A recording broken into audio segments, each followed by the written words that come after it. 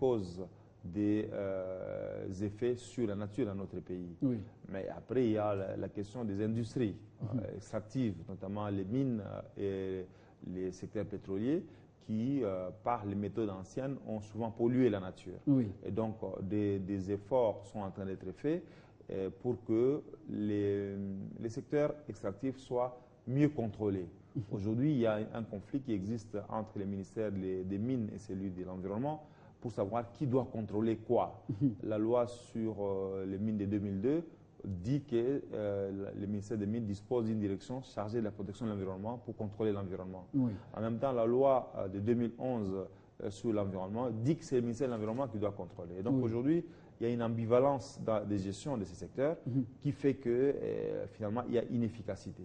Et donc, il faudrait à un moment donné qu'on tranche pour savoir si c'est comme cela se passe partout au monde, que c'est le ministère de l'Environnement qui a une mainmise, ou alors le ministère de l'Environnement délègue à travers différents ministères sectoriels ses propres agents pour pouvoir contrôler les secteurs environnementaux, quitte à ce que ces agents puissent faire rapport au ministre de l'Environnement qui a la charge de l'environnement. Donc, il y a des scénarios qui peuvent être développés dans ce sens-là et qui permettraient qu'il y ait une meilleure gestion des climats.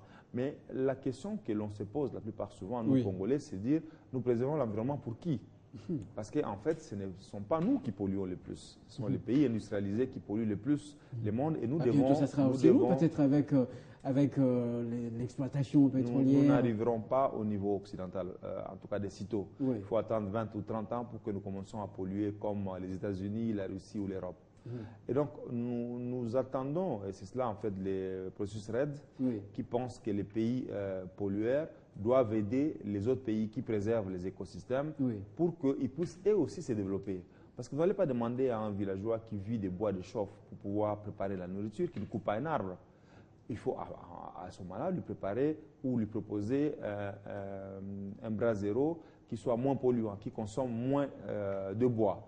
Et à ce moment-là, cette personne, ou l'électricité, pourquoi pas, pour qu'il puisse au moins envahir la forêt. Il faut proposer des cultures qui permettent à ce que la population se nourrisse des produits cultivés plutôt que de la cueillette. Et donc, il y a tous ces efforts qui doivent être développés pour que nos écosystèmes soient protégés, mais en même temps que les pollueurs puissent, d'une certaine manière, payer des compensations aux pays qui protègent l'environnement, notamment la RDC et le Brésil, qui sont les plus grands poumons de l'humanité en matière climatique. Est-ce que la RDC tire maintenant profit de son environnement? Non, malheureusement, jusqu'à présent, on n'a pas... Nous sommes dans des négociations interminables avec les partenaires et on estime que d'ici 2015, on pourrait commencer à tirer profit du processus RED. Il y avait eu aussi une polémique sur la question des crédits carbone. Nous, on croyait que par le fait d'avoir les plus grandes forêts d'Afrique, nous pourrons avoir des crédits carbone. Les Européens vous disent non, pour bénéficier des crédits carbone, vous devez avoir des forêts cultivées. Et donc, on nous pousse, nous, à planter les arbres et c'est sur base de ces arbres cultivés que nous pourrons tirer profit des crédits carbone. Et ils ont raison parce que les vieux arbres, en réalité, ne protègent pas, n'absorbent pas suffisamment de dioxyde de carbone et donc, par conséquent, ils ne régulent pas le climat nécessairement. Mais il s'est fait quand même que dans nos grandes forêts, il y a des plantes jeunes et des moins jeunes, même s'ils ne sont pas plantés par l'homme. Mais bon, c'est cela l'option. Il faut donc que nous lancions nous aussi, si nous voulons tirer du profit du crédit carbone, que nous puissions aller dans l'agroforesterie, donc planter les arbres qui soient suffisamment jeunes et qui puissent être éligibles au crédit carbone.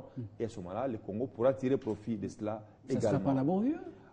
Non, c'est une culture comme une autre, certes, et ça demande plus de temps pour qu'un arbre commence à être productif. Il faut attendre 10 ans, mais il faut cultiver aussi pour nos enfants. Il ne faut pas penser dire que je plante comme les haricots que je dois consommer aujourd'hui. Ce n'est pas pareil. Quand on cultive le mangoustan, c'est après plusieurs années qu'on arrive à en tirer profit. Les bas congolais ont fait cette expérience. Et c'est une belle expérience parce que sinon aujourd'hui on mange les mangoustans, c'est parce qu'il y a des gens qui il y a 10 ans ont planté les mangoustans. Donc il faut que nous pensions de la même manière. Si nous devons préserver le climat mondial de demain, il faut commencer à planter les arbres aujourd'hui.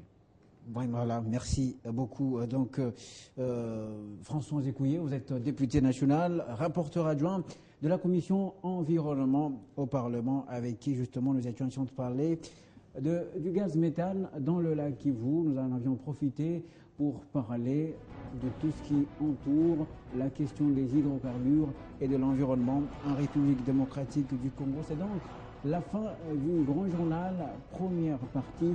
J'en profite encore une fois pour souhaiter un joyeux anniversaire à Adassa Shekina Bakatouamba, la fille de Valdo Simoyamba, l'un de nos présentateurs ici à Télé 50. Elle a totalisé 3 ans. J'en profite également pour saluer sa maman. Restez fidèles au programme de Télé 50 tout à l'heure d'un peu plus de 15 minutes. La grande édition du journal qui vous sera présentée par Jolie Dioka, la revue de presse, Lauria Koumba. Quant à moi, je vous retrouve tout juste après pour la fin de ce grand journal.